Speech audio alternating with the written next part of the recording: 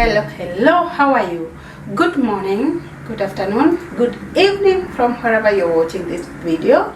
At the time you're watching it, welcome to my YouTube channel. My name is Teresa Overcomer and I officially welcome you because today it is not a day like the normal ones. Today I have a guest and I know my friend today will talk something that will change your life. So guys, I would like you to hear what my friend got. She's going to introduce herself. So, welcome. Thank you. Well, thank you so much, Teresa. Yeah.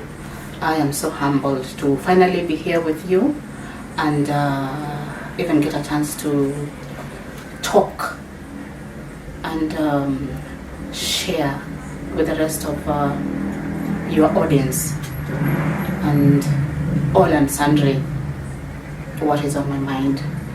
My name is Lucy Wesonga. I'm a mother of 3 handsome boys. I'm a wife, and most of all, I'm a child of God, a person who has every reason to thank God for the far she has come. Thank you so much for having me. Karibu sana. You're welcome. And it is my prayer that we are going to move together, all to the glory of God. We have been talking and I found something so special about Lucy, and I have learned so much from him, and I felt about it and I was like, since whatever she told me or what she has been sharing with me that I found so much helpful, I cannot share. I felt like it is time we here together. She shared with us and I approached her and I thank God because she agreed to come and talk about, so many things. So this one will be the first of so many to come. Guys, you don't want to miss this. So thank you for coming. Kindly let us get started and introduce us to our topic today. I cannot wait. I know I will learn a lot from you, and we are going to learn together. Okay? So karibu sana. Well, thank you so much, Teresa. Like you have said, for me it has been a journey. I got to see much of what you are able to do on social media, and I was touched as a person. Wow. And that moved me into searching for who Teresa is. Wow. You had made an upload of a call to people who were going through grief and loss, and you were asking them to come and have a cup of coffee or tea with you as you walk them through the journey and help them manage the circumstances that they were going through, because you had personally gone through it. Yeah. And as a person, I was moved that a person who has had a loss is ready and willing to call on others who could be going through a loss and help them walk through the journey. I found that to be very, very humbling, and it drove me to come and share with you and of course with many other people, because we like it, we don't. We are living in a society where very many things are happening. Yeah. I remember, like in our first talks, I mentioned to you that when you look at social media today, if you open any of those discussions that are going on right now, what you find is so many people crying, so many people complaining, so many people not knowing what they're supposed to do, and in majority of cases, many people are giving up hope. Others are even making very, very, very grievous decisions about their lives. Yeah. And I feel that if there is one soul outside there that is willing to call on people and help them find hope, help them go back to what they're really supposed to be despite their circumstances, then it is possible to save many souls. True. So as I set off this journey with you, really for me it is humbling to be part of your journey. I have personally gone through loss. I have personally gone through very many circumstances, but that is not the center or the focus of this discussion today. Yeah. My thought for this discussion today is a subject that we have long forgotten, a subject that we don't want to talk about because we feel justified in our heart and in our pain. Yeah. So I'd like to bring to your audience the subject of forgiveness. Wow, forgiveness. Forgiveness is such a deep subject. It is. Forgiveness is a God thing. Forgiveness does not come to us as human beings in our carnal nature. Yeah. It has to be driven by God in a person. Wow. When you look at the kind of life that we are living today, you'll find that many people have been hurt. Many people have been totally accused of wrong things. Many people have been put in a place where they are wondering whether they should even consider looking at a person again, whether they should even consider living with a person again. Yeah, they have really been hurt, they have been betrayed, they have been done to so many crazy things. And the best they have is a heart that is full of bitterness, a heart that is full of anger, a heart that is full of hatred and scheming for revenge. Wow. Now when you look at that kind of a human being, what you see is a bomb that is just waiting to explode. And that is why the subject of forgiveness. Wow. I don't know what to say because I'm hoping to learn more about this, because personally I am that person who I feel like the people who have wronged me. I'm that one person who just let go, but I do not forget about it. I don't know, maybe, as we continue with the discussion, maybe you're going to touch on something about forgiving and not forgetting.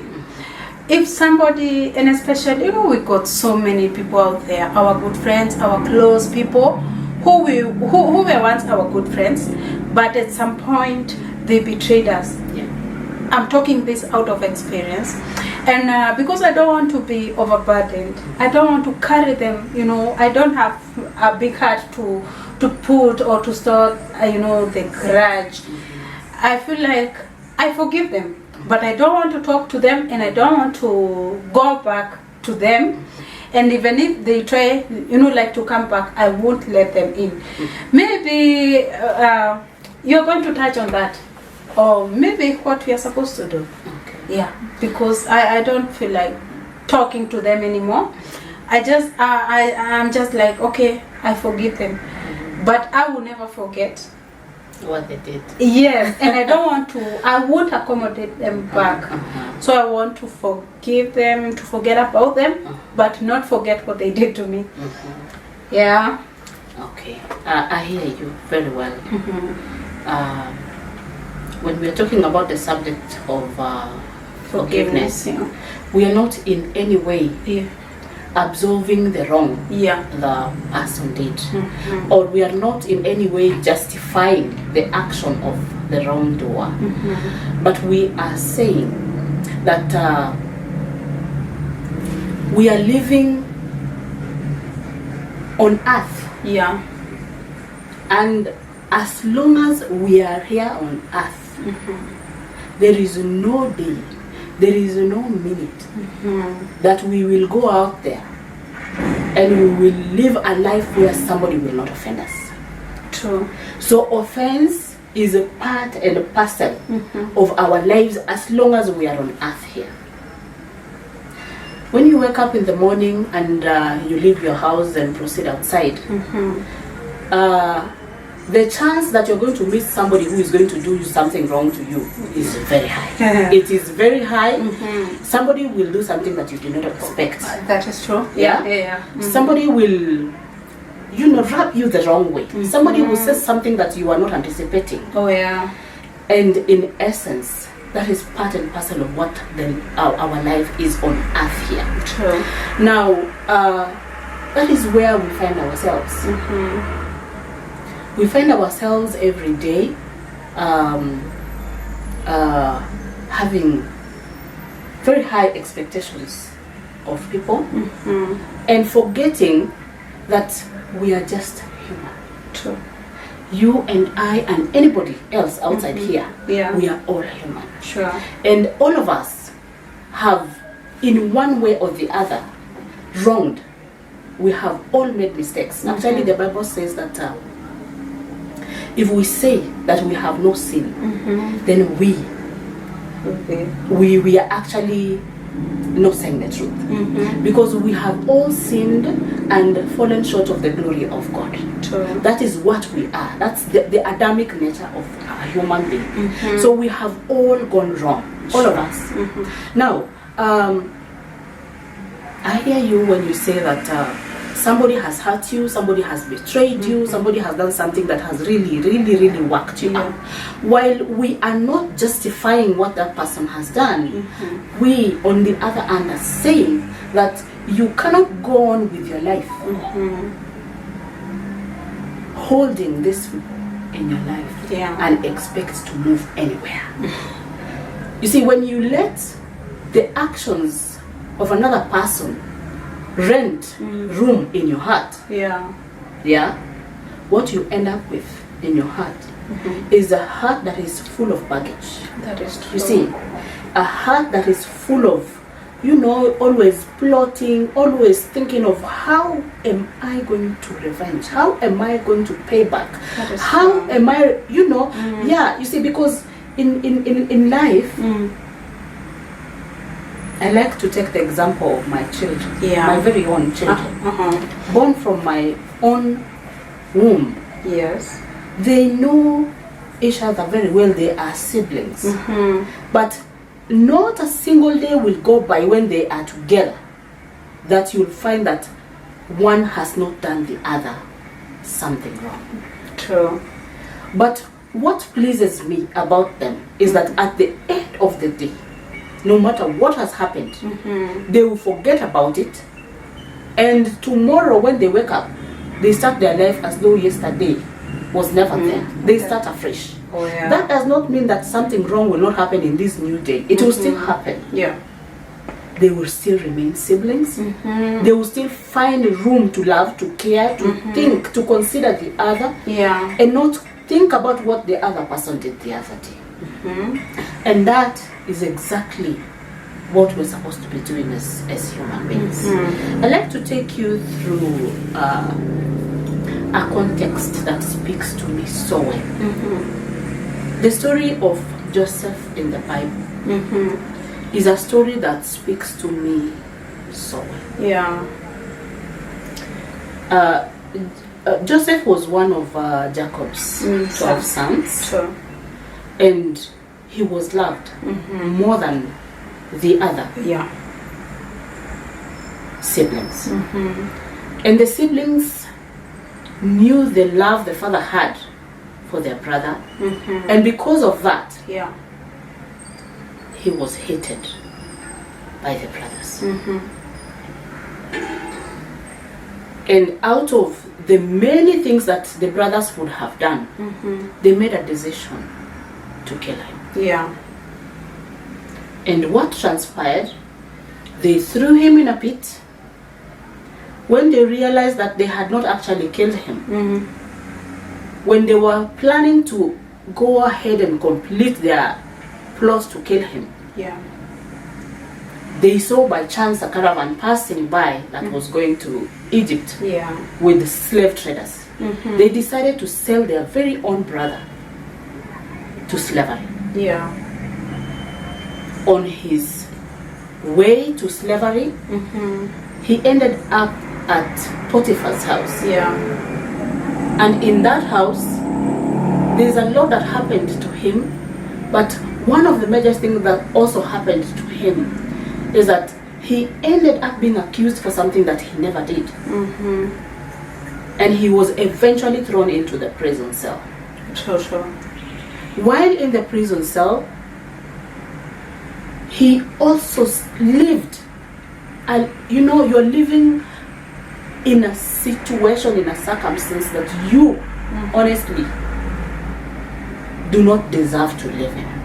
But even there, he lived with grace. And he still continued being a good person when he was in the prison cell. And from the prison cell, we see Joseph coming out and becoming the solution to a huge famine situation in the world. And eventually we see Joseph coming out and becoming like the second most important person in Egypt after the king, after Pharaoh. And we see the brothers at that time finding themselves hungry. There's no food in their country, and their father is sending them to look for food in the only place where food was available. And what happens? Joseph was able to recognize his brothers. The same person. Yes, the very, very brothers who threw him in the pit, who sold him into slavery. To go and die. Exactly. Yeah. He was able to recognize them. Wow. And when he did, if it were you or me or how the world perceives things, I would have gotten that a good chance. would have been an opportunity to do harm, to Exactly. do evil, to pay, to revenge. But what Joseph did is something that we ought to emulate. Wow. He embraced the pain of the brothers. Yeah. He helped them with provision. Yeah. He even went to the extent of making provision for them to find land and settle down. And that is how the children of Israel ended up in Egypt. In Egypt, yeah. But among all the things that he was able to do, there's one thing that he said. Yeah. That the brothers should not be afraid because they sold him. Yes. But rather that they should be so grateful because God sent him ahead to save the world. I love that. I just love that. That it just didn't happen. Exactly. It was God's plan. Exactly. And out of all the pain, he found the purpose. Exactly. Wow. I love that. So really, in essence, what people are not understanding is that every single pain, every single hurt that you're going through, it is God preparing you and making you become the person that you ought to be, so that you walk in His purpose. Wow. Every time you hold on to a person who has wronged you, every time you plot and think of 1,000,001 ways you want to go revenge, you're giving the devil the chance to sit on your purpose in life. Hey, preach! You're Because- preaching to someone. the energy Yeah. you use Uh-huh. to plot Hey. revenge, Uh-huh. the energy you use to slander, Yes. the energy you use to go and find, recruit. We have a habit, and especially it is common with the ladies. Uh-huh. You recruit a whole community to hate the person that has hurt you. I know. That energy that you're using to do that, you could use that energy Wow. to move forward. Wow. And how do you do that? Yes. Now there. Guys, I hope you're still watching. And I hope so far there is, light at the end of the tunnel. I know I'm not alone. I know we are so many who are slaves of revenge. We are slaves. We cannot move because there are so many people who had hurt us earlier. And today, I am hoping that by the end of this show, we will have learned so much, and God will have talked to you through this woman of God, because I know she is blessed with wisdom. Don't move. We'll be right back after this break. Welcome back, my friend. We still have Lucy, who is taking us through forgiveness, and it is a wide topic, but whatever she'll be able to cover today, I know it will be helpful, and we will continue even for another day and another time. So welcome back, Lucy. Thank you. So far so good. Yeah, so take us through. Continue. All right. While sharing the context of Joseph, we see that majority of the time when we focus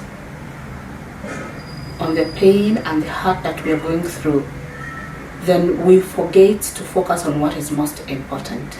True. And that is the purpose as to why we find ourselves in that pain, or the reason as to why we should be in that kind of hurt. I'd like to give a context of marriage Yeah. and what is happening in our homes today. Yeah. Everybody enters marriage with very many high expectations from their partner, and we forget that at the end of it all, we are all just human. True. We expect our satisfaction to come from our partners and not from God, Yeah. who created us. We forget that even in marriage, all the parties are just human. True. They are just prone to errors. They will make as many mistakes day in, day out. Yeah. But you'll find that whatever is happening in homes, majority of the time, is a couple who does not talk to each other, a couple who has no time whatsoever for the other. Oh. You feel that your partner has done you so much wrong, and the best you're treating him is like a stranger. Yeah. We have people who have nil by mouth in these homes. Yeah. We have couples who cannot do any good for the other. And this is because of something that one party did to the other, Yeah. and you have carried it along the way for so long. It has ruined all opportunities and chances for you to live as a couple in your house. And you're giving the devil the chance Yeah. for the partners in this marriage to do havoc. Believe you me, the moment when each one of us realize that we are only human, that we can all make a mistake, True. that we can all go wrong, We do. yeah, then it is possible to look at your spouse Yeah. and tell them you forgive them Wow. and you start afresh. Wow. It is very, very important that you overlook many of the wrongs that your partner has done Yeah. and you consider forgiveness, just as God in Christ forgave us. Wow. I know you're going to ask me, or any other person will ask me, Yeah. you don't know what this person has done. I'm there. Really? Yeah. You will ask that question. You don't know what my spouse has done. You don't know what they did. Yeah. You don't know how much they hurt me. You don't know how deep it hurts. Yes. In starting, I said, I'm not in any way absolving the wrong that the person did. Yeah. But living a life where you're focusing on the wrong that your partner did is stopping any chances of seeing any good that you would have had That is true. if you are not focusing on the wrong that your partner did. We have people today, Yeah. women most especially, whose husbands come home and they cannot even make a meal for them. Very true. If you're refusing to make a meal for your husband because they did something wrong, Yes. where are you expecting your husband to go eat? You are only giving room Yeah. to the devil to take root in your marriage. Wow. We have women who are not talking to their husbands. Yeah. And vice versa. Exactly. Okay. Yeah. It is true. Yes, it is true. yes, We yes. also have men who are not talking To their wives. to their wives. Yes. Yes. Because of a wrong that Yeah. They did. their wives did. Mm. But my question is this. Who are you expecting to talk to your spouse? The wrong was done. Yes. It is long gone. By the way, and it is so true, the offender in most cases does not even remember that they did you wrong. True. Believe you me. Somebody said that people who are prone to offense have something common. It's called amnesia. Amnesia. Yes. Whatever they did, they have long forgotten about it. They have moved on. And you, yes, and you are still holding on. You can't move, you can't smile, you can't laugh. Yeah. You can't think of the many things you could do together as a couple simply because of a wrong that somebody did. Yeah, it is holding. It is holding you back. You see, all the energy that you are using Yes. in focusing on a past experience, Uh-huh. you would use that energy Yeah. in focusing ahead and not give the enemy the loophole to work in your marriage. Wow. Yes, because one wrong, one wrong does not make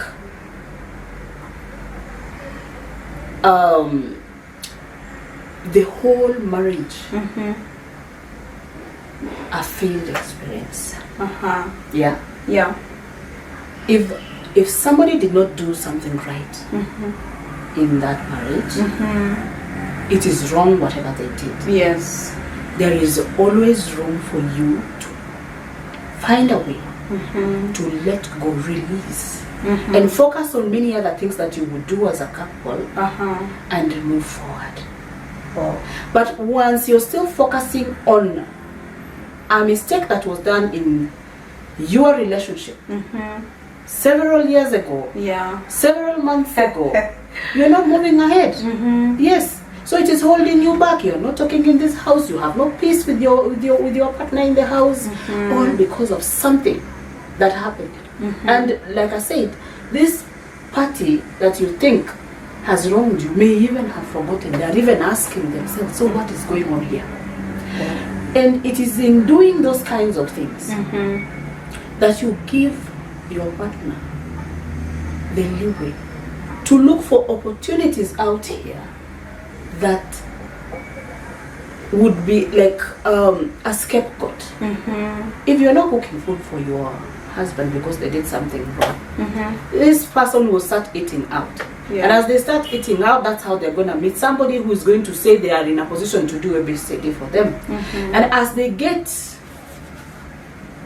out there, they'll find somebody outside there who is ready and willing, who even when they have done something wrong, they quickly move to the next level, they forgive, and and then the next thing you realize is a marriage that would have lasted ends simply because somebody has held onto a grudge for a mistake that was done in the past. Okay, now let me ask you, is this a woman's fault